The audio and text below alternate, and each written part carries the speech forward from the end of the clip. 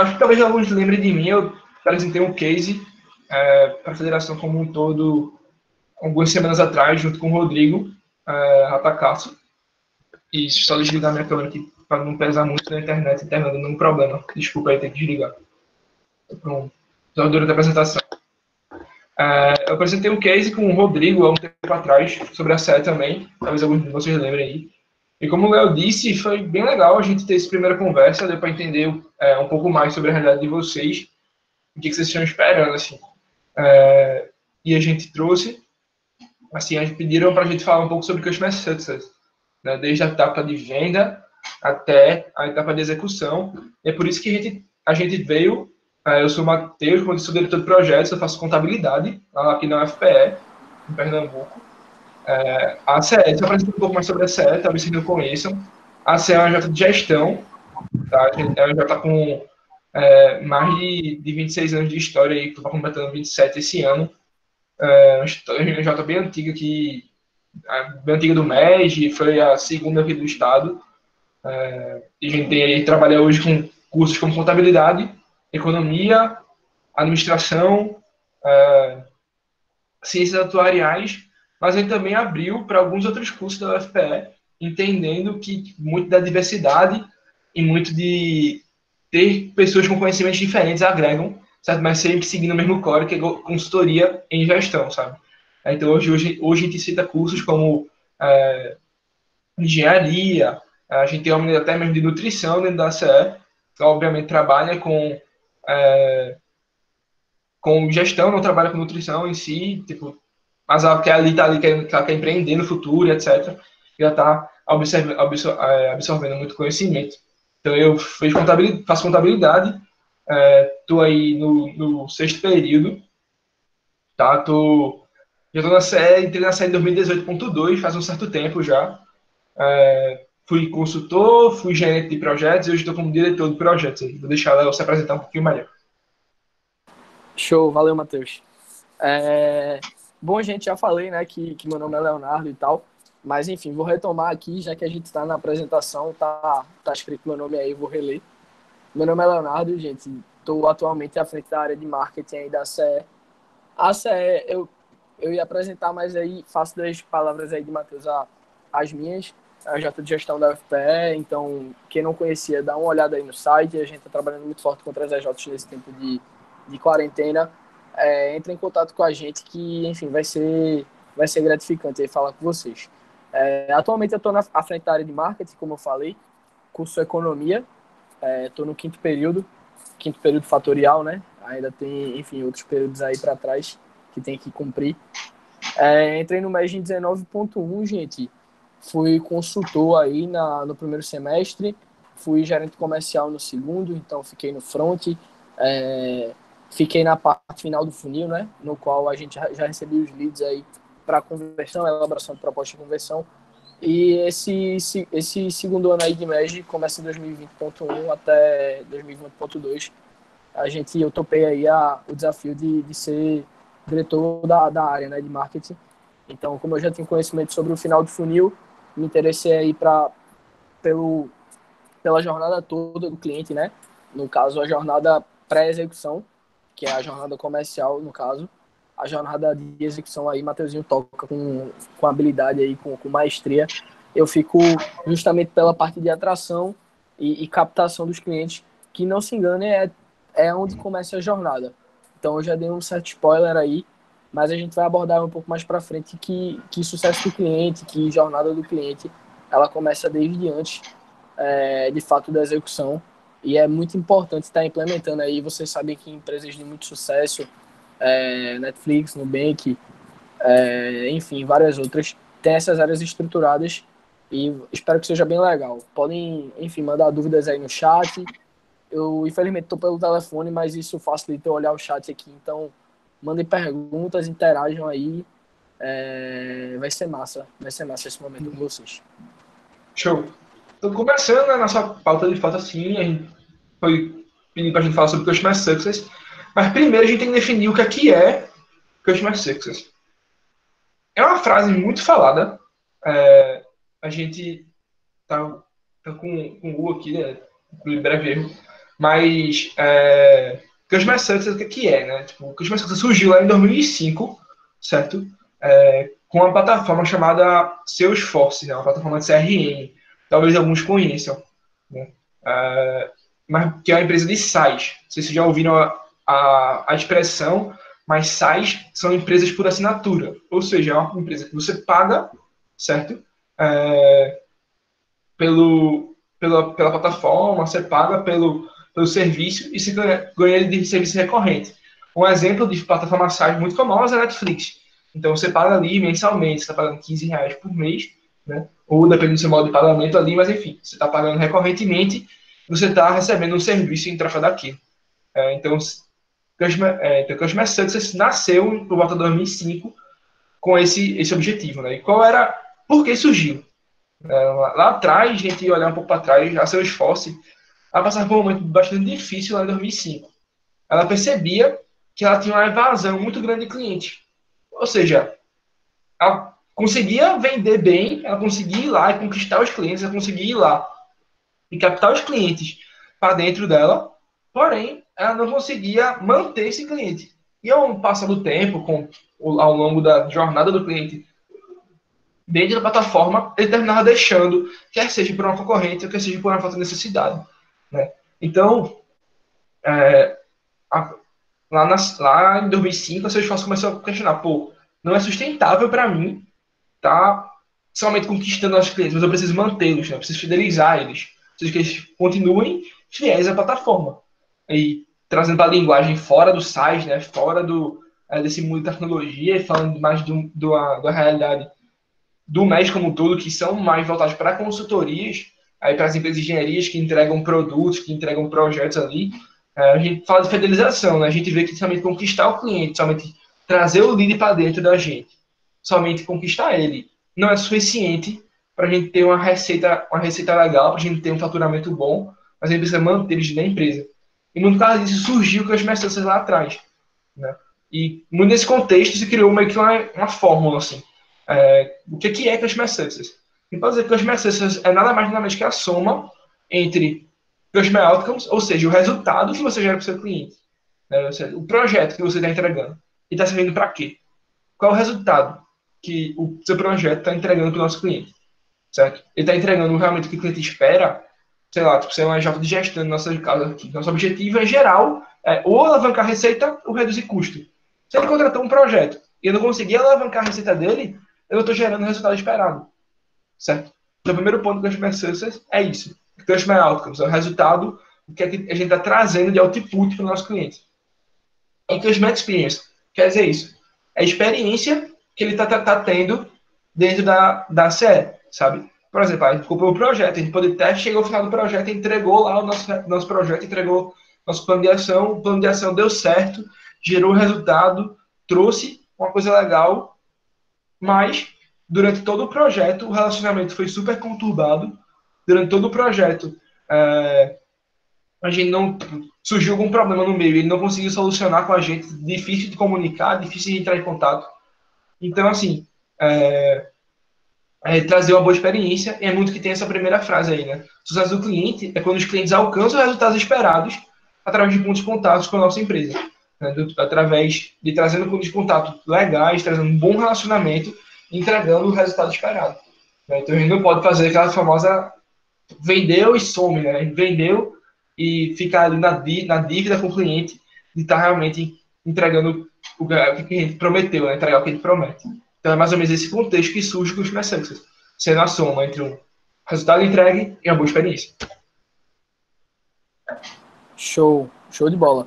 E aí, trazendo aí um pouco para esse contexto que o Matheus trouxe, eu tenho uma frase que eu coloquei aí da Rock University, que inclusive está disponibilizando um curso gratuito aí de CS. Então, indico bastante aí para vocês irem atrás e tal. É um curso que tá gratuito agora na quarentena. É um curso com uma qualidade massa. E aí eles falam, não precisa ser uma área necessariamente, precisa ser cultural. E é muito importante se falar isso. O CS, quando a gente fala de CS hoje em dia, as pessoas, quando pensam nas empresas, acham que precisa ter uma área, precisam alocar pessoas, precisam enfim, desdobrar tempo e, consequentemente, recurso para estar aplicando a área de CS na EJ, e não necessariamente precisa, ela precisa ser cultural, e a gente tenta trazer isso da melhor forma assim na CE há muito tempo. Então, cliente no centro, o foco no cliente é algo que a gente sempre repete, algo que a gente sempre tenta colocar em prática. Desde que eu entrei na EJ, desde o processo seletivo, isso é uma coisa que vem sendo colocada muito forte no dia a dia da gente. E aí a gente pensa, pô, beleza, o que é que isso aí traz de resultado palpável? Então, eu tentei linkar, assim, os benefícios dos clientes que têm sucesso com as métricas da rede. Acho interessante a gente parar e pensar direitinho. Vamos lá. Quando a gente fala de clientes que têm sucesso, são clientes que avançam nos estágios de maturidade, sejam de projeto, sejam de negociação, e alavancam os resultados. E aí a gente consegue atingir, por exemplo, os resultados de faturamento e os resultados de projetos vendidos. Quando a gente consegue acelerar o funil e fazer com que as empresas fechem projetos, isso faz a gente bater essas determinadas metas. E aí, como o pessoal da Otimize, por exemplo, falou, e o Ítalo falou anteriormente, tá difícil vender nessa quarentena, tá. Mas aí, se a gente colocar isso do sucesso do cliente, a cultura de customer centric desde o princípio, a gente vai estar batendo essas metas juntos. A gente cria também, cliente que tem sucesso, a gente cria possibilidade de upsell e cross-sell, que é, no caso, as práticas de fidelização, né? Então, a Otimize aí falou que não chegaram a fechar contratos diferentes com o mesmo cliente, e a gente sabe que é muito, trazendo para o ditado básico assim, de marketing, o melhor marketing que tem é aquele boca a boca, é aquela indicação, ou a fidelização, né? A própria fidelização.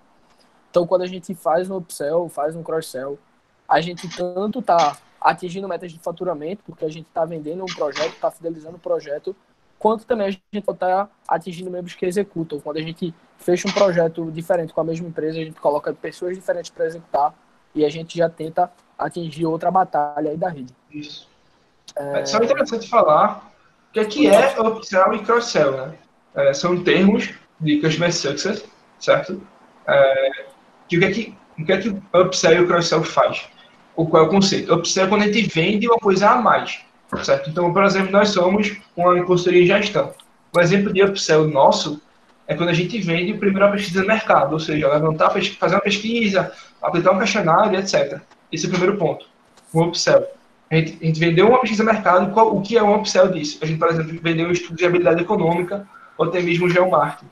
Ou seja, partir por um projeto um pouco mais complexo, que envolve uma conta um pouco mais rebuscada, enfim, que tem realmente um estágio a mais, assim, um pouco mais caro, etc. E um cross-sell, por exemplo, seria vender uma pesquisa de mercado e depois disso vender um mapeamento de processos. Sabe? Quando a gente vende uma coisa cruzada que não necessariamente está diretamente ligado, mas a gente está ali, ligado horizontalmente. Sabe? Então, são práticas de fidelização que você utiliza. Tanto vendendo um produto que complementa o outro, em dois sentidos, tanto, digamos, para cima, sendo um produto mais complexo, quanto para o lado, sendo um produto equiparado da mesma vertente, mas um pouco diferente. Exato. No começo eu tinha muita dificuldade de pegar esses termos, e eu vi uma analogia na internet bem legal, que falava que o upsell é, por exemplo, quando você vai na Mac e eles te vendem uma batata e te oferecem uma batata grande por R$1 a mais, por exemplo. Isso é um exemplo de upsell. E na própria Mac, se você vai comprar o sanduíche e eles te oferecem a oferta, é um exemplo de cross-sell, por exemplo. Tranquilo? Outra batalha que a gente consegue quando a gente tem cliente que tem sucesso é menor churn e maior recomendação. Ou seja, novos clientes. Indicação, né? No caso, a gente consegue atingir a meta de NPS, que consequentemente gera meta de impacto com clientes satisfeitos, com clientes que atingem o sucesso. Tipo, consequentemente, com clientes que te indicam, aí repete aquele ciclo. Faturamento de mais projetos, se você fideliza essa pessoa com upsell, com cross-sell, você também está batendo faturamento, mais membros que executam. E se você fidelizar essa pessoa, se você impactar essa pessoa, você está atingindo o NPS promotor e dessa forma atingindo as metas de impacto. Então, acho que é bem interessante a gente perceber a importância que tem o sucesso do cliente para a gente estar batendo as metas da nossa EJ. Isso. Pode passar E aí, Matheus. outro Pode falar. termo que também não é tão comum, principalmente quando a gente fala do movimento assim, é churn. Quando a gente fala de sucesso do cliente, churn é basicamente para empresas de size maior de taxa de saída, digamos assim. Tu tá contratando a Netflix e tu sai no meio, tipo, assim, do nada tu cancela o teu plano. Isso é uma queda, isso é uma pessoa que é um downsell, tipo, você vendeu, você cancelou, tá ligado? O seu negócio. Então, traduzindo para a gente, seria fidelizações, de fato. No caso aqui, seria menor churn, no caso, menor saída, refletindo em mais fidelizações. Exato, exato. E aí a gente se pergunta, pô, e que empresas aí colocam isso na prática, que empresas têm isso na cultura, é, como a gente falou, né? Então a Netflix, que é uma empresa de SaaS, o iFood, a Salesforce, que foi inclusive o que inventou provavelmente o termo e tal. A RD Station, eu não sei aqui quem EJ utiliza a RD Station, basicamente uma plataforma aí que te auxilia na administração do teu site aí, na criação de landing page, na administração do teu blog. É bem famoso, inclusive, no movimento Empresa Júnior. Essas empresas todas têm uma cultura muito forte de, de Customer Success. Inclusive, quem utiliza o RD Station, eu acabei de ver aqui que o Ian colocou muito bom o RD. Por exemplo, a pessoa que vai falar contigo no RD é o teu gerente de relacionamento. Isso provém do Customer Success, isso provém do sucesso do cliente. Eles pensam dessa forma e colocam uma pessoa ali estrategicamente para estar tocando um relacionamento contigo. E essa ação, essa iniciativa da empresa, ela vem justamente da área de CS. E uma empresa que a gente achou legal estar trazendo para vocês, que inclusive é um case nosso, o Matheusinho pode entender melhor e mostrar também no que ela está entrando nesse meio, é a True Change.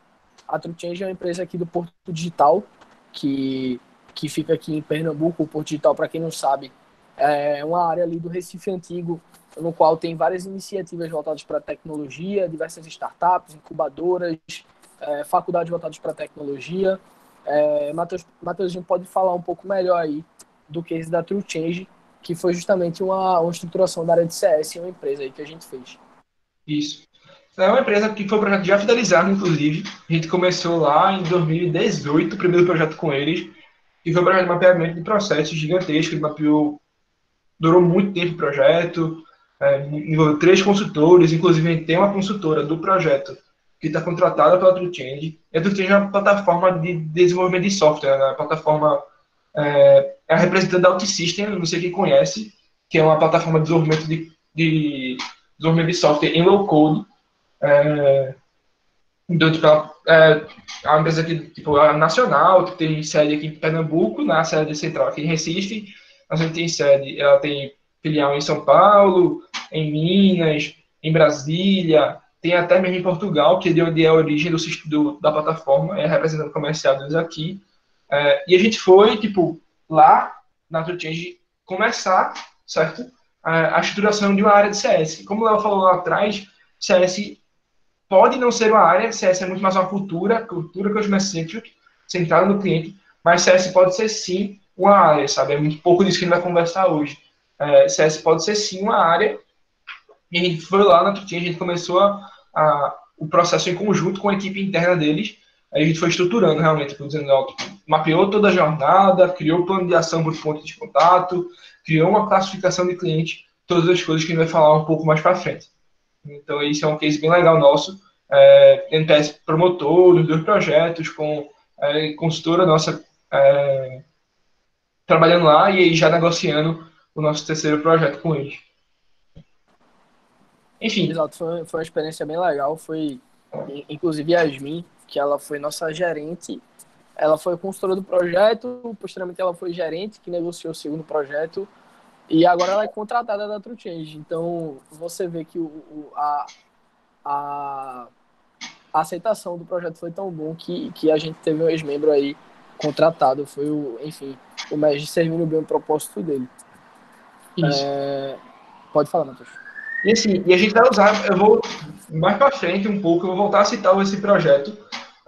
Posso dizer, tipo, como é um bom exemplo, assim, é um projeto com o NPS Promotor, que já foi fidelizado já foi fidelizado uma vez, está indo para a terceira, que foi um projeto sobre CS. Então, tipo, mais para frente eu vou voltar a citar ele, dando aí alguns exemplos de como foi que a gente fez, como foi que a gente trabalhou internamente na EJ para estar atingindo esses resultados com esse cliente específico. Mas, enfim. Exato. E aí a gente falando um pouco mais sobre os indicadores, né? Porque, enfim, tudo precisa ser mensurado e aí quando a gente fala dos indicadores do sucesso do cliente, os dois primeiros aí eu posso citar. Um é o CSAT, que é a satisfação do cliente, e ele responde basicamente uma pergunta-chave, que é o quão satisfeito você está com determinada entrega. A gente utiliza ele aqui na CE como feed middle. Então, talvez algumas AJs também utilizem, que é uma ligação justamente para o cliente no meio do projeto, geralmente, ou no meio, ou enfim, mas para o final, perguntando quão satisfeito ele está com o projeto. Isso muitas vezes é um balizador, é um indicador de como é que está sendo o desempenho dos consultores e tal, como é que foi a aceitabilidade do projeto. E esse indicador ele é chamado tecnicamente de CSAT, que é justamente para quantificar a satisfação do cliente.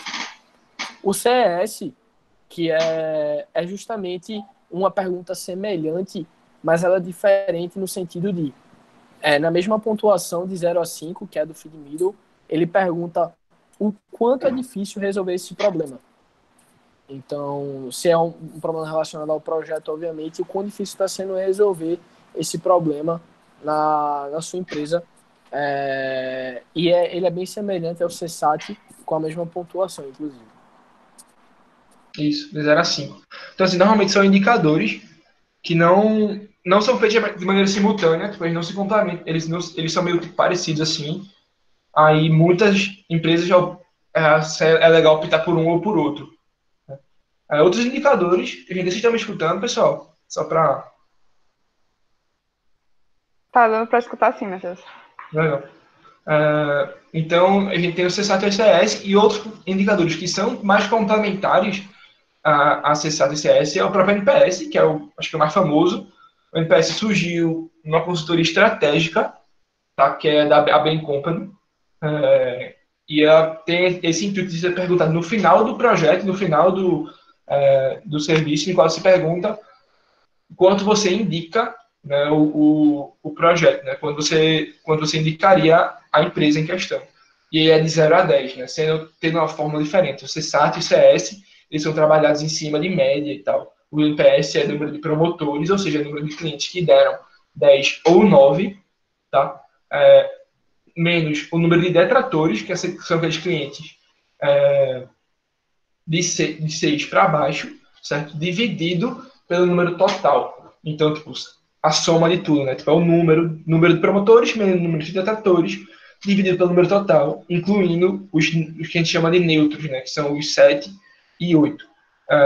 Então, sendo o que são clientes promotores, né? Clientes promotores são aqueles clientes que vão falar bem da sua marca e são facilmente fidelizados, certo? E são aqueles clientes que vão indicar, né? Vão perguntar, você conhece alguma empresa? Tá, não conhecia a Sé, tá no Recife, muito boa, recomendo. Tá, o 7 e o 8 ali são pessoas que, não, a gente não conhece, vai até falar bem, mas aquele negócio meio, não vai ser aquele promotor, e de 6 para baixo, aqueles clientes vão falar mal da sua empresa.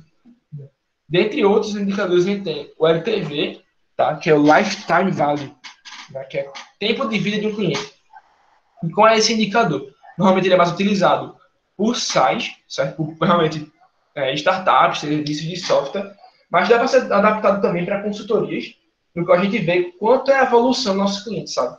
Por exemplo, a gente vê que na TrueChange lá, usando o Code Novo como exemplo, o primeiro projeto foi 10 mil e o segundo projeto foi 12 mil. Então a gente vê que ele acrescentou um pouco o dinheiro, realmente. Ele avançou um pouco no faturamento, ele cresceu um pouco. E assim como a gente vê a evolução do cliente, certo? A partir do momento que a gente fez o projeto, tá? Quando é que ele dá para a gente? Qual é o valor dele, né? Qual é o tempo? Enfim. E o outro indicador é o que a gente chama de churn, certo? Que, como eu disse anteriormente, é a saída. Quantos clientes saem da minha empresa, saem da nossa empresa. Então, isso é um indicador também gerado. Esses indicadores, tá? Tipo, não vou entrar profundamente em como mensurar cada um deles, quais são as ferramentas necessárias, etc. A maioria deles, só um Excel, um Pipefy, já é suficiente, certo? Com algumas fórmulas e tal. Nada mais além disso. Mas aí, daí uma pesquisada sobre eles, existem algumas teorias por trás do CSAT, tem algumas teorias por trás do CS, do NPS, do LTV também. O churn é mais simples. Sendo esse, tem o jeito certo de fazer pergunta, o jeito certo de abordar o cliente. Por exemplo, o NPS. A gente aqui na SEG não aborda, a gente tenta não abordar o NPS, tipo, o gerente do projeto vai aplicar o NPS. Então a gente pega outro gerente, certo? Ou, como futuramente vai falar, que a gente chama de CSM, né? Customer Success Manager, para estar aplicando esse NPS, que é uma pessoa imparcial, uma pessoa de fora do projeto. Tá, porém, esses indicadores que a gente falou até agora são indicadores muito voltados para tipo, relacionamento, sabe? Tipo, a satisfação, sinceramente, é realmente quanto de resultado você entregou para o cliente. Nem o NPS, nem o CS, nem o NTV. Isso são tipo, indicadores que não mensuram de fato. Beleza, a gente entregou o resultado do nosso cliente. E como é que a gente mensura isso? Né? Quais são os indicadores que a gente usa? Em geral, inclusive, a gente está investigando, está passando por um processo de transformação interna aqui na CE, que a gente vê que, de fato, a prática de mercado, quando a gente fala de mensurar resultado, é literalmente gerando indicadores. Mas aí, indicadores de desempenho da empresa, ou seja, faturamento, conversão, dentre outros, certo? Indicadores antes do projeto e indicadores depois, certo? Parece simples, é uma coisa bastante complicada, certo? Quando a gente vê na prática, tipo, poucas CJs de movimento fazem de fato isso. A gente tem uma luta, assim, está transformando nosso processo para conseguir aplicar isso na prática, tá? Mas é realmente medir o resultado que o projeto gerou para a empresa. Tá, mas a gente falou um bocado de teoria, a gente falou um bocado de coisa, e na CE, certo? Como é que isso se aplica, como é que esses conceitos que a gente falou até agora se aplicam, tanto ao funil de vendas, certo? Tanto a parte de venda quanto a parte pós-venda, né? Tanto a parte de execução do projeto. Como é que isso se aplica? E aí tu vai dar Exato. um pouco da geral, assim, do processo da CE, como é que a gente funciona internamente. Quando a gente começa a falar um pouco mais sobre a área comercial, que ele tem um pouco mais de propriedade que eu falo. Sim, sim. Gente, então, desde a área comercial, quando a gente se preocupa com a experiência do cliente, quando a gente se preocupa com o sucesso do cliente, eu acho que a primeira boa tomada de decisão que você pode fazer é definir bem o seu público-alvo. Assim, eu sinto que às vezes é uma grande dificuldade das EJs, existe sempre aquele receio, né? Bom, eu vou definir quem é meu público-alvo e vou deixar o resto passar, mas é aquele ditado, às vezes menos é mais. Então, eu acho que quando você fala em sucesso do cliente, experiência do cliente, o primeiro passo é realmente você definir quem é o seu público-alvo, e aí existem ferramentas para isso, como, por exemplo, o ICP, o ICP, que é o seu cliente ideal, preencher ele direitinho, fazer uma persona, caso você entenda pessoa física, por exemplo, deixar bem registrado lá quais são os costumes, como é o dia a dia, que canais eu posso estar encontrando esses clientes, porque aí você começa a estruturar um marketing todo em cima desses pontos. Então, se meu cliente é X e a dificuldade dele é Y, eu vou começar a produzir conteúdos de captação voltados para a resolução de problema Y. Isso já é o primeiro passo para uma jornada assertiva. Então, esse conteúdo aqui talvez não tenha sido conteúdo de conversão do cliente, mas tenha sido o primeiro contato dele com a CE, e aí foi um conteúdo que foi especificamente na dor dele. Foi um conteúdo que a gente produziu para esse tipo de cliente e que realmente teve o intuito de aproximar ele da marca. E aí a gente começa a nutrir esse cliente, por exemplo, com conteúdos cada vez mais específicos, o que só é possível a partir da definição do meu público-alvo. Então, desde o processo de captação até o momento que eu ligo para ele ou que ele levanta a mão para mim, para a gente marcar uma reunião, ele já teve uma boa primeira experiência graças à definição do público-alvo, graças à definição de uma persona, que me mostrou justamente que tipo de conteúdo, que tipo de abordagem, que tipo de palavras-chave, por exemplo, eu vou usar. São coisas tão pequenas que você às vezes nem pensa, mas para você ver a importância de ter o cliente no centro em toda a jornada dele, inclusive no pré-venda.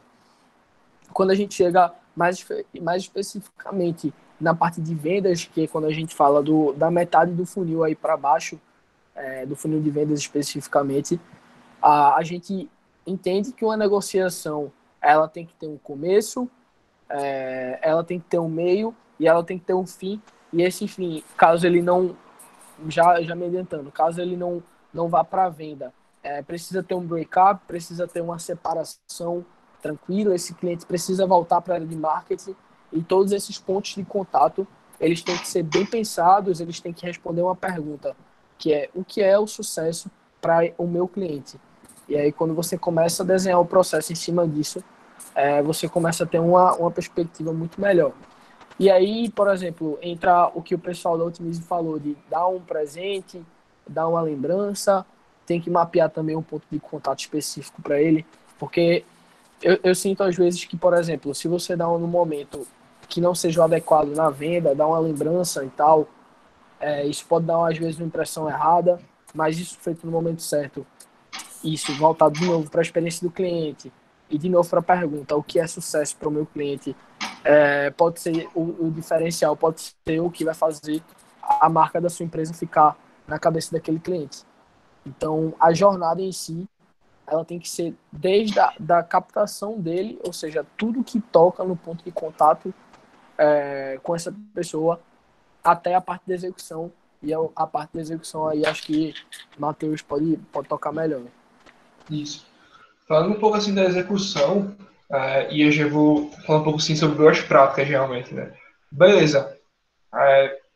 Tá como implantar CS, assim, né? Tipo, o que é que hoje a gente tem feito para estar falando, para estar tendo um pouco de CS assim dentro da nossa empresa? Mas primeiro ponto, vai ter a sua jornada mapeada. Pega o cliente e a jornada começa desde o pré-venda, ou seja, se o cliente entrou no seu site, isso é o começo da jornada dele. Se você foi ativamente e você fez uma ligação para o seu cliente, isso é o primeiro ponto da jornada dele. A jornada não começa só na venda, quando o gerente vai para a primeira reunião. A jornada não começa somente quando a gente fecha o projeto. A jornada desde o pré-venda, desde o momento que ele tem o primeiro contato com a marca, certo?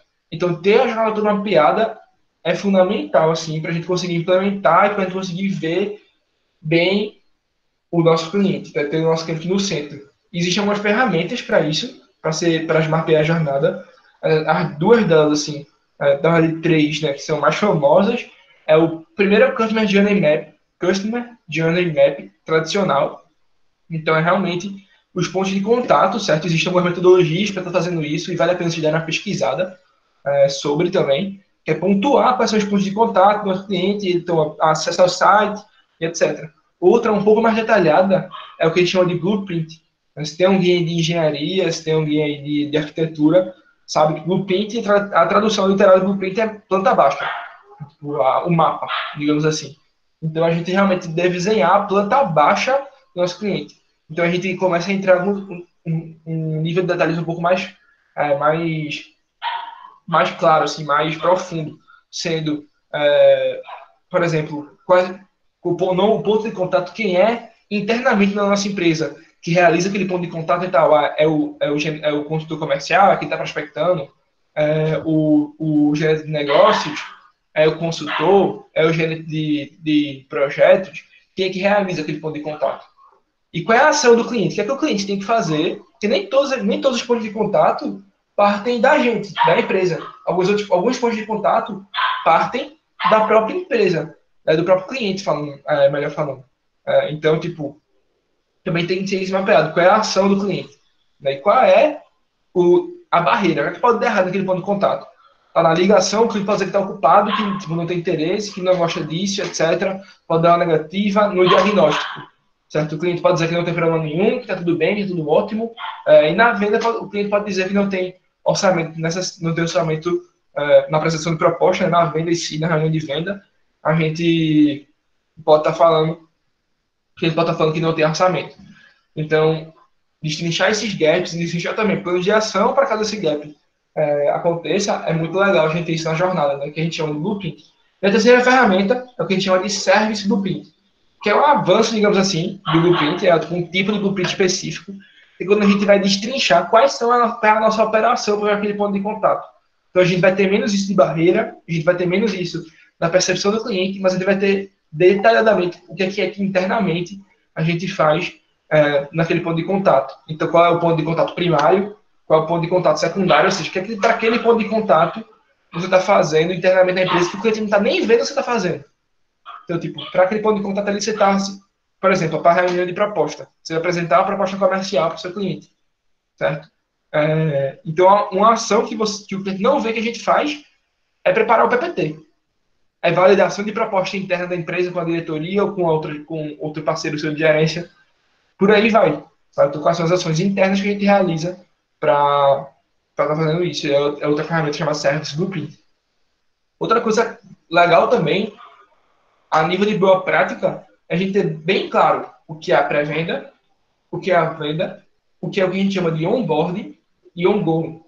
E essas duas palavras aí, onboarding e ongoing, podem ser um pouco só estranhas a princípio.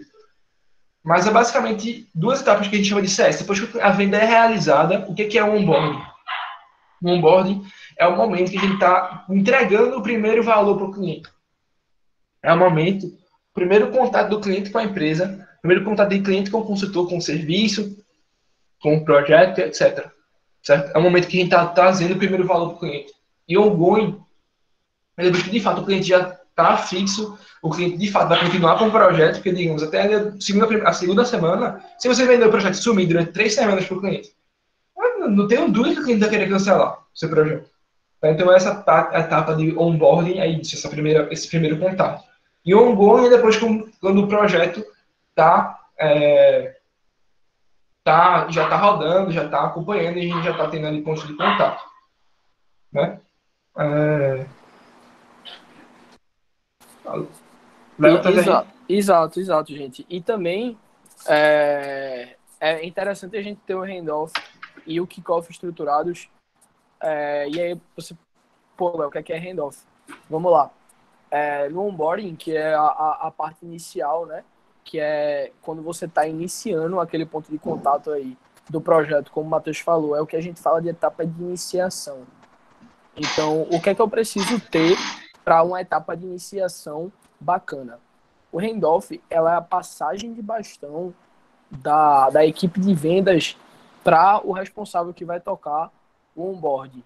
Esse cara, ele pode ser o gerente de projetos, esse cara pode ser o consultor de projetos na CJ, esse cara pode continuar sendo o gerente comercial, o cara que vende, o consultor comercial, enfim. É a passagem de bastão da pessoa que vende para a pessoa que vai tocar o relacionamento com o cliente, beleza? E esse handoff, ele não necessariamente ele é uma reunião ou ele é algum marco assim. Ele tem que ser um processo no qual há registro de informações. Então, a equipe de vendas ele tem que registrar as informações muito bem estruturadas para passar para a pessoa que vai tocar o relacionamento. Essa pessoa não pode ter quebra de relacionamento, não pode ter quebra de informações. Essa passagem de bastão ela tem que ocorrer de forma lisa, certo? Um exemplo que eu posso trazer para a CE é, por exemplo, a gente alimentar a equipe comercial alimentar o Pipe Drive, que é a plataforma de CRM. Então, o processo de handoff é a atualização, a alimentação do Pipe Drive, desde o processo de prospecção, caso for uma prospecção, até o final da venda, o dado ganho ali no Pipe Drive. Esse é o processo de handoff na CE, e o kickoff é justamente o chute inicial, né? Então, é o que a gente chama na CE de reunião inicial. O Matheusinho, inclusive, desenvolveu uma coisa bem bacana aí que a gente está utilizando ultimamente aí na CE. Isso. Tipo, essas duas etapas, quando a gente fala de handoff e kickoff estruturado, por exemplo. O handoff também, além de toda essa parte de passagem de informação, tipo, informação bruta no CRM, na ferramenta de CRM, a gente tem um handoff, por exemplo, na CE, que é realmente uma reunião, que a gente chama de reunião de alinhamento, que é uma reunião interna da empresa, do qual é os consultores de projeto, o gerente de desenvolvimento e o gerente de negócios. Né? Então, é um momento que todos se juntam, certo? E a gente montou um Canvas. Não sei se vocês já viram um Canvas Business Model, tipo, alguns outros espécies de Canvas que existem por aí. A gente montou um Canvas de quais são as informações que a gente tem que ter numa reunião de alinhamento. Então, a gente tem que saber qual é o perfil do cliente, a gente tem que saber com qual roupa ir para a reunião, a gente tem que saber quais são as etapas do projeto, a gente tem que saber qual é o resultado esperado pelo cliente, o que é que o cliente espera. Né? A gente tem qual é o prazo do projeto, e além disso também como é que o consultor pode se desenvolver durante o projeto. Então, se vocês quiserem, depois eu posso estar mostrando, mas é realmente um Canvas, o objetivo da reunião é preencher aquilo ali. E o kickoff é a reunião de alinhamento, de reunião inicial com o cliente, né, que ele vai estar dando início, de fato, ao projeto, dando início, de fato, ao relacionamento com o cliente, né, ao que foi vendido. Então, o kickoff a reunião inicial precisa ser estruturada também. Por muito tempo na CE, a gente teve a reunião inicial, que era simplesmente chegar para o cliente e dizer: oi, tudo bom, meu nome é tal, você é o consultor do seu projeto. E repetir e simplesmente repetir o que o cliente já falou para o vendedor, que era o que ele está esperando do projeto, sabe? Então, se estruturar perguntas, estruturar um roteiro, de fato, para a primeira reunião, é muito legal e agrega um primeiro valor, né? Que é exatamente isso, exatamente esse próximo ponto que a gente falou aí, né? Por que ela está ágil, né? CS... Justamente, Matheus, inclusive uma coisa que me vem à cabeça é, como é que eu posso levar CS na prática para uma EJ? Parece uma realidade muito distante. Mas não, gente, por exemplo, o handoff e o kickoff, por exemplo. Então, como a gente falou, o handoff para a gente é uma reunião de alinhamento, é a alimentação do pipe drive, o kickoff é a reunião inicial. Pode levar documento, levem documentos, levem um canvas para se preencher, levem uma cartolina, façam de um momento diferente. A ideia é agregar valor sempre em cada contato. Então, se o vendedor ele já sabe o que é que o cliente quer, ele já dominou a venda, por que é que vai chegar na reunião inicial com o consultor para o consultor perguntar as mesmas coisas? Então, levem coisas novas, levem, enfim, ferramentas que podem te auxiliar a isso. No caso da gente, a gente criou o Canvas, mas, enfim, cada EJ com cada particularidade, seja de engenharia, de arquitetura, de agronomia, enfim, do que é que seja, pode sim estar agregando valor nos pontos de contato, né, Matheus? Exatamente. E tipo, é muito o sentido do onboarding, assim, né? Tipo, agregar valor desde o primeiro contato. E o primeiro momento ali, a primeira semana do projeto, são, tipo, cruciais para você, de fato, tipo, não ter um projeto rescindido, né? Que, tipo, é o que todo mundo menos quer, que é um cliente não satisfeito em um projeto rescindido, que é o que a gente chama de churn, certo? E potencializar a chance de fidelização, né? Então, tipo, muito disso essa palavra agregar valor, né? Primeiro contato, e esse quinto ponto, que é adotar políticas ágeis, né, dentro da empresa, vem muito disso também. O que é ágil, né? Ágil é tipo um jeito de gerenciar, um jeito de rodar uma empresa que surgiu, então, igualmente, com empresas de desenvolvedores de software, com empresas de tecnologia, né? Existem diversas metodologias ágeis, a mais famosa dela é o que está escrito aí, que é o Scrum, certo? Então, vale a pena vocês darem uma lida, vocês darem uma estudada sobre o que é Scrum, o que é ágil. Existem duas coisas que podem ler. É chamado Scrum Guide, que é o Guia Scrum, tem em português, lançou uma versão esse ano, mas não saiu em PDF ainda, mas a última versão é 2017, e é bem legal, então é uma coisa adaptada para software que você pode adaptar para a sua empresa. Então, tem políticas ágeis, né? Só que ágil, muita gente escuta falar de ágil, né? Tá? Ágil é ser mais rápido, tipo, executar o dobro das coisas na metade do tempo. Tá, ágil não é somente isso. Agilidade, de fato, é sobre entregar valor. É sobre entregar valor rápido. Então, caramba, aquela época que você tem um projeto, que você fechou o projeto, você teve essa reunião de kickoff, e depois de 2 meses, 3 meses, que o projeto está finalizando, você vai ali ter a reunião de finalização com o seu cliente, isso já passou, isso não é experiência, isso não é ágil. A gente, e ao passar do tempo, então de 2 em 2 semanas, toda semana, talvez, você mandar um repasse, você fazer uma reunião com o seu cliente, para dizer, o projeto está andando dessa maneira. projeto está rodando assim. Então, entregar valor de maneira constante é uma política ágil, é tipo uma coisa que tem que ter dentro de todas as empresas, sabe? Então, estudar um pouco sobre Scrum Guide e sobre o Manifesto Ágil, que foi um documento lançado lá faz um pouco mais de tempo, mas se precisar no Google, você vai encontrar muita coisa legal também, que realmente juntaram-se um bocado de tipo, gente que trabalhava com ágil num hotel lá nos Estados Unidos e tipo, fizeram um manifesto com princípios, com valores, dizendo o que é uma cultura ágil de fato. Então, fazer isso na empresa é muito importante. Outro Exato, para ponto vocês também. terem uma perspectiva assim, na CE, toda sexta-feira a gente entrega um repasse para Isso, os clientes estarem a par do andamento do projeto, saber o que está acontecendo. Isso é feito às vezes de maneira informal, às vezes de maneira mais formal, às vezes por e-mail, às vezes por ligação, às vezes, enfim, numa reunião virtual. Isso é ser ágil, é adaptabilidade para agregar valor com o cliente no centro. exatamente. Outro ponto também é que a gente fala de criar um mecanismo de escuta ao cliente. Ou seja, você precisa ter alguém, não necessariamente alguém somente reservado para isso. Quando eu falo específico, é ter uma tarefa clara, é ter um objetivo claro. Então, por exemplo, definir papéis. Então, o gerente do projeto ele vai ser a pessoa responsável por proativamente. E quando você vai estudar sobre CS, você vai fazer um curso, você vai ler algum e-book, tem muito material legal na internet. Não pode estar indicando algum para vocês depois. Você vê que serve sobre ser proativo. Ser reativo, esperar o cliente vir falar, esperar o cliente vir reclamar de uma coisa, isso não é prezar pelo sucesso do cliente. Prezar pelo sucesso do cliente é você criar um mecanismo de escuta e prever quando vai dar algum problema.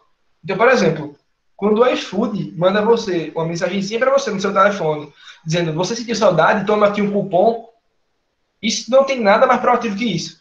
Eu tenho certeza que pelo menos um terço dessa call já comprou alguma coisa no iFood, depois recebeu uma mensagem com um cupom de 10, 15 reais de desconto e foi lá e fez. E realizou a compra. Então, a partir disso, a partir dessa proatividade, a partir de escutar o cliente, quer seja por dados ou quer seja por perguntar a ele de fato o que está acontecendo, e ter alguém específico para isso, ou seja, alguém reservado para pensar naquele cliente. Alguém que vai ser tipo o braço daquele cliente dentro da empresa. Então, pode ser o cliente do projeto, o gerente do projeto. No caso da SE, a gente tem o gerente de desenvolvimento, que é um gerente de projetos com algumas outras atribuições. E a gente está estruturando um cargo novo, que é o que muita gente de CS chama de CSM, que é Customer Success Manager, que é alguém específico para estar pensando na jornada do cliente. Então, ele é a pessoa, quando fechar um projeto, vai trabalhar em cima de uma espécie de suporte, ou seja, vai ser aquela pessoa que o cliente pode ouvir, que o cliente pode entrar em contato em cima de qualquer momento, tá, do projeto. E também uma pessoa que está ali pensando estrategicamente, beleza, esse cliente aqui, ou esse cliente ele é mais despojado, ele é um cara mais jovem, mais dinâmico, etc. Ele vai querer receber mais informação por e-mail, a gente pode fazer uma call com ele, não precisa necessariamente de uma reunião presencial, isso tudo ser pensado, sabe? Assim também, como por exemplo, tem um cliente mais tradicional, aquele cara que realmente quer uma reunião presencial, que não vai gostar de receber coisa por e-mail, vai gostar de receber coisa impressa, isso tudo vai. Então, ele está criando uma pessoa que é responsável, não só por isso, mas também por coletar os indicadores, que é o oitavo ponto, né?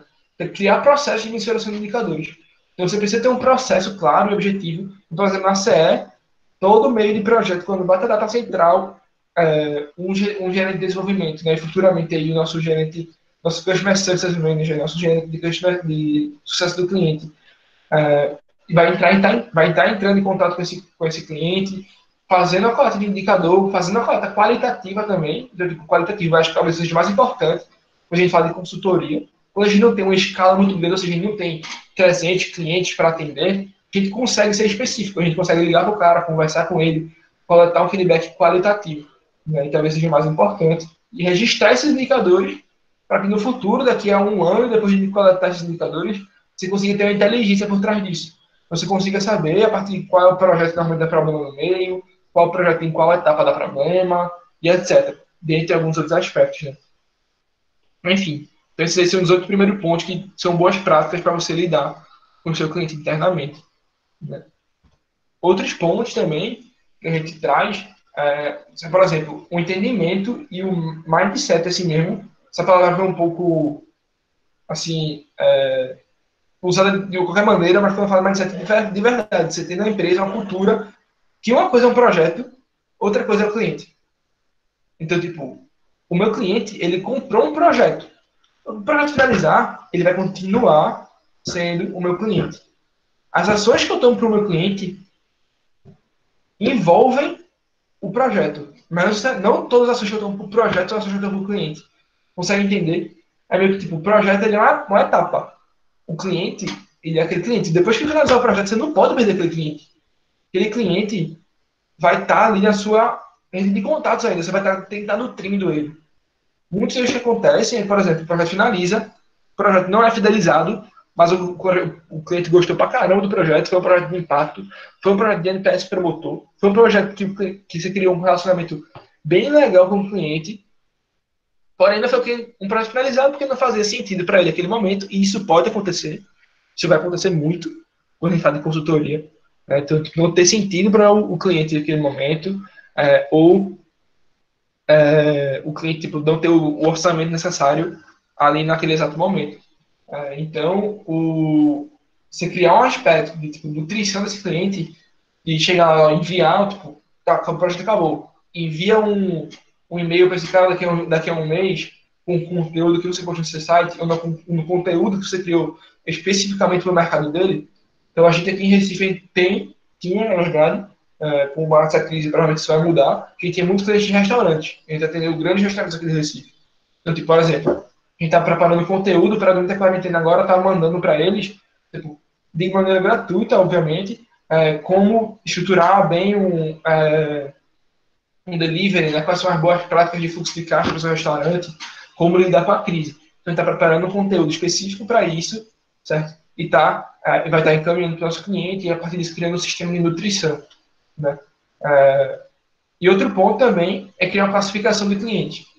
Quando você chega no número grande de clientes, na nossa realidade da CR, a gente já, tipo, ano passado a gente teve 80 projetos, no par desse foram em cerca de 65 clientes, um pouco mais. Você tratar todos os clientes de maneiras iguais é um pouco equivocado, né? Tipo, um cliente que, caramba, tem um potencial de compra muito grande, que é uma empresa gigantesca, e uma pessoa física que comprou uma pesquisa no mercado, que não necessariamente vai comprar outro projeto. Não que a gente vai dar menos atenção para um, ou você vai dar menos atenção para outro, você vai, tipo, esquecer um cliente, etc. Mas esse é um tratamento específico. Então, tipo, um cliente que é uma empresa gigantesca, requer um tratamento, e uma pessoa física requer outro. Então, com isso, a gente consegue direcionar nossos esforços, né? E o último ponto aí é ser não convencional. O que é ser não convencional? Eu acho que talvez aí, Léo, que é vendedor, pode falar um pouco para a gente aí, que acho que talvez a parte que seja mais não convencional, exatamente essa parte de, de venda. Exato, gente. Ser não convencional, eu acho que aborda muito de vários aspectos aí que o Matheus falou, como, por exemplo, da proatividade. Então, ser proativo, então, se você está negociando com um cliente X, e esse cliente é de um segmento, por exemplo, de transporte, então, por que não, por exemplo, nesse tempo de corona, alocar alguém da empresa, pedir para alguém da empresa para fazer um conteúdo específico para essa pessoa. Isso tudo é experiência, isso tudo agrega muito valor, é um ponto de contato. Às vezes não ligando para, por exemplo, cobrar um contrato fechado, mas perguntar como é que estão as coisas, realmente fazer uma amizade com o cliente. Eu adorei o que a menina que falou antes da gente começar disse sobre, às vezes o cliente quer conversar besteira, não sei o quê. Isso é muito importante, sim. Isso é ser não convencional. Você não está tratando uma compra como você estivesse comprando algo no supermercado e o vendedor é o caixa, não. Você tem que prestar todo o suporte, como o Matheus mesmo aí colocou na apresentação. Você precisa ser distante do convencional, você precisa sair da caixa, você precisa pensar de forma personalizada para o cliente, caso ele precise de um conteúdo, caso ele precise de algum suporte. caso ele precise de alguma ferramenta que você consiga disponibilizar de graça. Então, você pega essas empresas aí que disponibilizam cursos online, por exemplo, a própria Rock University está disponibilizando vários cursos gratuitos e isso está sendo não convencional porque ela pega o core dela, que é cursos online, e disponibiliza de maneira gratuita para estar sanando a necessidade nova do mercado, que é de pessoas que estão mais em casa, pessoas que às vezes não têm condição de estar comprando curso online, mas que têm uma primeira experiência com um curso que agora está gratuito e justamente proporciona o upsell, o cross-sell, que é comprar mais cursos posteriormente e a fidelização. Então, ser não convencional é isso. Ser não convencional é não achar que está se tratando da venda, da negociação, de falar que o preço é X ou Y, tá? Que eu vou falar que vou parcelar mais vezes. Isso não é ser convencional. Ser convencional é adotar a prática de ser amigo do cliente, de proporcionar a melhor experiência para ele sempre. Isso. Acho que isso responde. Isso, Pode falar? exatamente esse ponto de entender que o seu cliente não necessariamente tem uma relação de contratante e contratado, certo? Um cliente pode se comportar como um parceiro, ele pode se comportar como um amigo seu. Então, por exemplo, vou citar 3 exemplos. O primeiro é, por exemplo, a gente tem um cliente aqui, que é uma agência de comunicação e marketing, e tipo, a cultura da empresa lá, que era nosso cliente, era super despojado, a empresa era super jovem, a grande maioria dos colaboradores tinham a idade da gente, certo? Tinha cerca de 21, 22 anos. Então, tipo, foi uma empresa super despojada, a galera ia trabalhar de vans, ia trabalhar de camisa básica, de bermuda e tal. E, tipo, no começo do projeto, a gente fechou o projeto.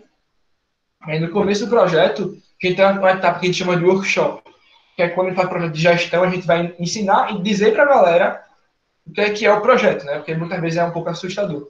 Então, nesse workshop, a gente fez lá, apresentou a CE, apresentou o que era o projeto que a gente ia estar executando, apresentou, coletou algumas coisas com ele, tá? Fez algum tipo de coleta, umas dinâmicas, e depois disso, a gente teve um momento de happy hour depois.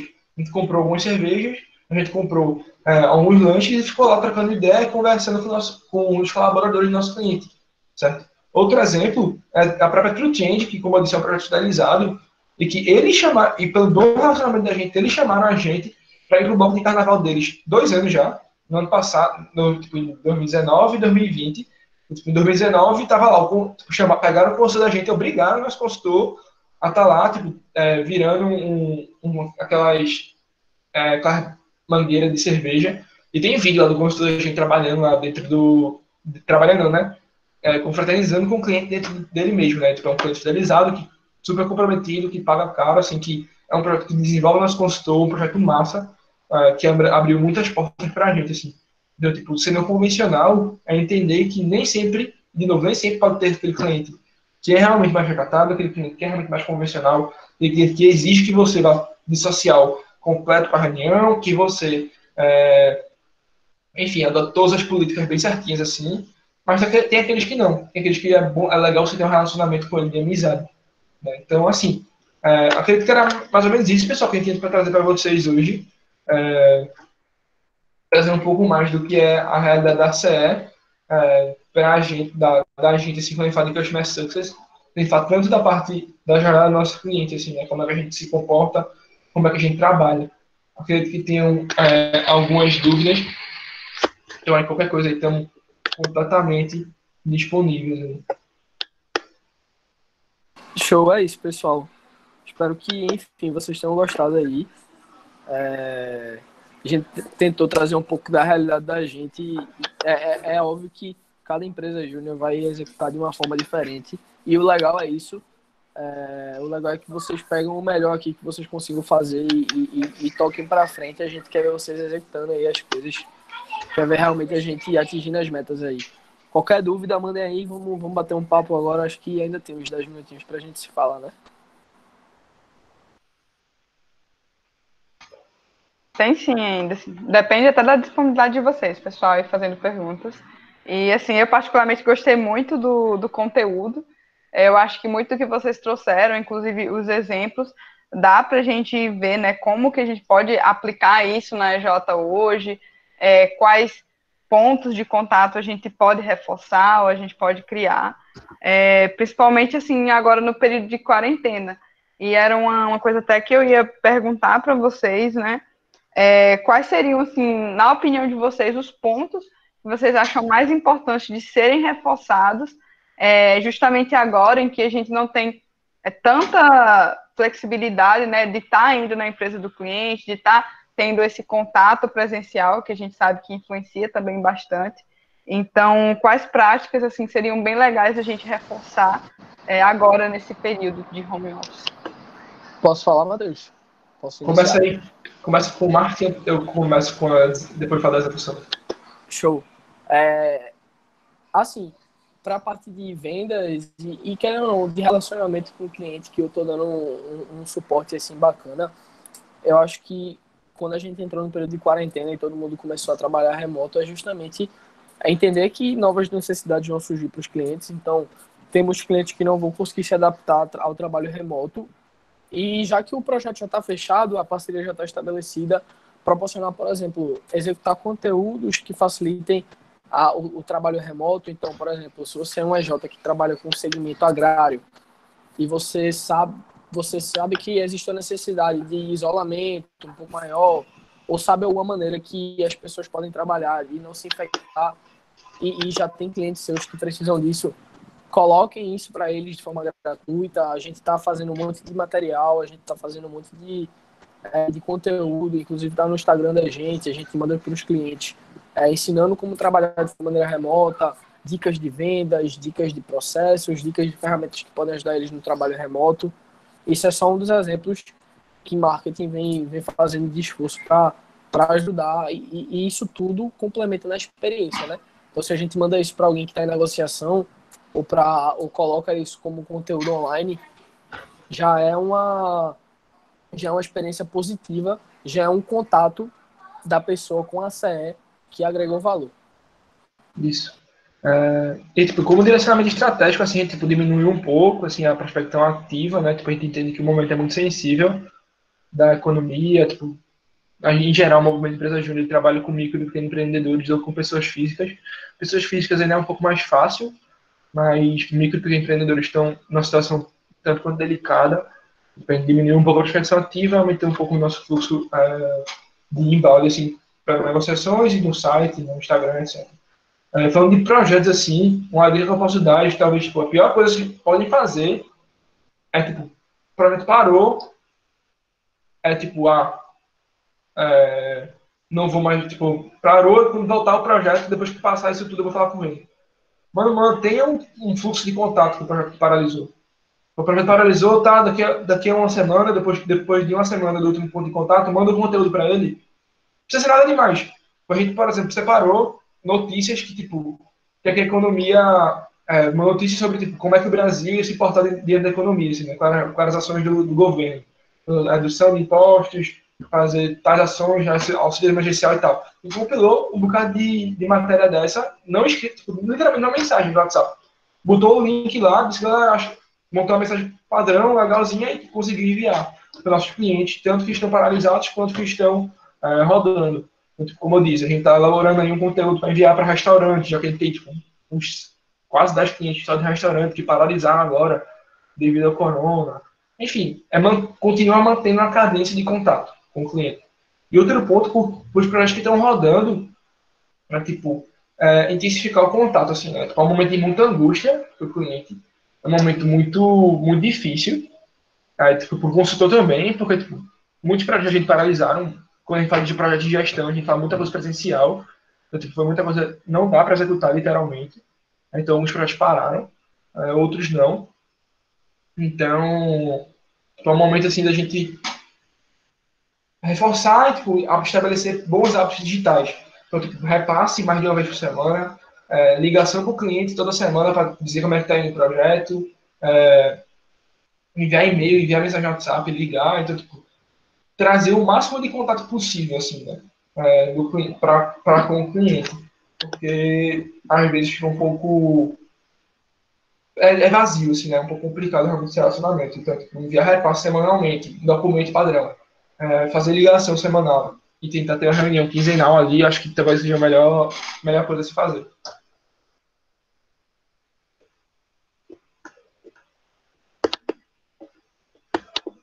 E até mesmo, tipo, como eu disse, partir do convencional às vezes também. Então, enviar, tipo, enviar um álcool em gel para o seu cliente através do rápido. Isso é uma saída, sabe? Enviar uma máscara tipo, personalizada e tal. Tipo, atingir coisas que não tocam necessariamente no dia a dia ali, que não estão fazendo presenciais, mas estão atingindo um pouco convencionais para abordar um âmbito de relacionamento, realmente. Acho que é mais ou menos isso. Não tem mais alguma dúvida? Exato, gente. Pode falar aí. Poderiam falar um pouco mais sobre o mecanismo de escuta ao cliente. Massa. Legal. Então a gente tem hoje, tá? A gente está criando um cargo novo, que é realmente o que a gente chamou de Customer Success Manager. Então existe muito conteúdo sobre isso na internet, vocês podem estar lendo, é legal para estarem estudando e estarem pensando em como vocês podem adaptar para a empresa de vocês. Assim. Hoje tem o gerente, hoje ele não está atuando ainda, mas a ideia é que daqui a um mês ele esteja atuando, mas a gente tem o gerente de desenvolvimento, que é responsável por estar entrando em contato com o cliente. Então, a gente tem, semanalmente, o consultor ele liga para o cliente, tá, para fazer o repasse, para absorver algum feedback, caso exista. Então, tipo, ele manda o repasse, que é tipo um documentozinho do que foi executado, o que está sendo executado, e o que vai ser executado futuramente, e algumas vezes tem um pouco mais de detalhes ou não, dizendo, e fazendo algum tipo de entrega realmente que foi produzido essa semana. A gente vai lá e bota, ou tipo, por exemplo, está aplicando uma pesquisa. Aí já diz, tipo, uma norma de aplicação de pesquisa dura ali um pouco mais de uma semana. Então, tipo, se começou na quarta e está ali na sexta, a gente viu o repasse religiosamente na sexta, que é falar sobre a semana, a gente tipo, envia dizendo, ó, foi executado isso aqui, foram aplicados tantos questionários, aqui, o resultado parcial está dessa maneira. Então, tipo, o consultor liga para o cliente para falar sobre isso, para não só envia, mas liga para escutar, para pedir algum feedback. E a gente tem hoje, e isso vai mudar futuramente, uma vez por mês, uma vez no meio do projeto, a gente liga para o cliente e pergunta, aplica o CSAT, que é o que a gente chama aqui de feed middle, a gente tem o feedback do projeto e a gente tem o feed middle no meio, perguntando o que, é que ele está achando do projeto, se ele tem algum ponto de melhoria, e no final a gente pergunta ele de 0 a 5, quanto é que está a satisfação dele até agora com o que foi realizado. Então, e lembrando, gente, que o mecanismo ele pode ser de escuta, mas é proativo. Então, vocês veem que todos os mecanismos que a gente falou, mesmo que escuta seja um verbo que ele não é uma ação proativa, mas é buscar escutar o cliente. Uma coisa que a gente faz até de maneira mais informal aqui, por exemplo, a gente, quando a gente tem um projeto que é fidelizado, a gente geralmente mantém a mesma pessoa negociando. E enfim, essa pessoa que está negociando, se fideliza mais de uma vez no projeto, ela continua sendo gerente. Mesmo que essa pessoa ela esteja em outro cargo, como já ocorreu comigo, então eu tinha um cliente na época de gerente, e aí esse cliente fidelizou, e eu como diretor, mesmo assim, mantive a negociação com ele. Isso é uma maneira de proativa da empresa, então a empresa mesmo deslocou uma pessoa do cargo dela para ela estar deixando o cliente mais confortável. Então é uma ação voltada para a experiência, que não deixa de ser um mecanismo de escuta, que o cliente já se sentia mais confortável comigo. Acho que um bom exemplo também para quem utiliza RD é o gerente de relacionamento do RD. Então o gerente de relacionamento é a pessoa que administra sua conta e cria um relacionamento com você para fazer otimizações da ferramenta, melhorias, coleta de dados da ferramenta. Para quem utiliza o RD, acho que fica claro quem é essa pessoa. Exatamente. Acho que é mais ou menos isso. A gente está criando hoje tipo, um carro que vai mudar alguns desses processos aí. O fim de mídia vai ser aplicado com mais frequência, não vai ser aplicado somente uma vez, que hoje não gera tanto insumo, a gente entende mais vezes durante essa etapa do projeto, durante as entregas parciais, que a gente chama, faz mais sentido. E a ideia é que ele seja esse cara um pouco de voltar para CS e também para suporte. Lembrando que CS não é a mesma coisa que suporte. Suporte é reativo. Suporte é quando você tem um problema, você vai lá e ativa o suporte. CS tem que ser proativo. Mais ou menos isso aí. Alguma dúvida mais, pessoal? Como é que tá?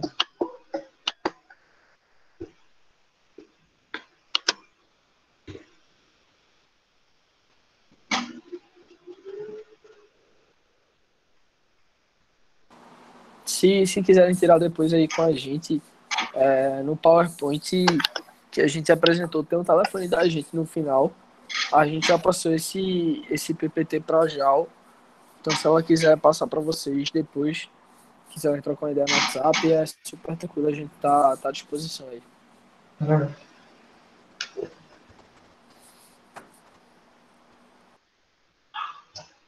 Massa. E aí, mais alguém tem alguma pergunta, galera?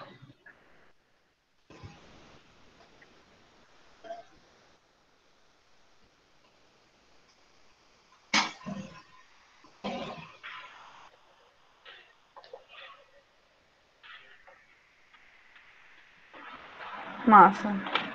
Então, dole 1, dole 2, dole 3. Acho que é isso. Então, pessoal, queria só agradecer a vocês novamente pela participação aqui. Eu acho que deu para acrescentar bastante para a galera. Eu acho que já tem bastante insumo agora, tanto para pensar em uma área, ou como vocês falaram mesmo, para trazer isso para a cultura da EJ, né? Essa jornada, nessa entrada no cliente. E, enfim, é isso. E por hoje, é basicamente isso. Obrigado pela disponibilização de vocês no feriado.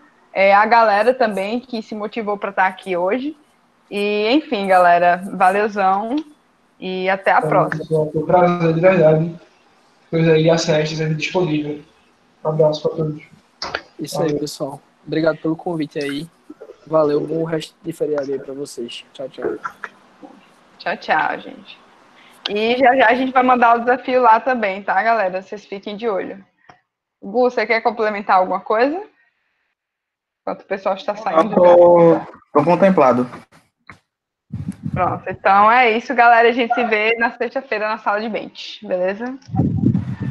Tchau, tchau.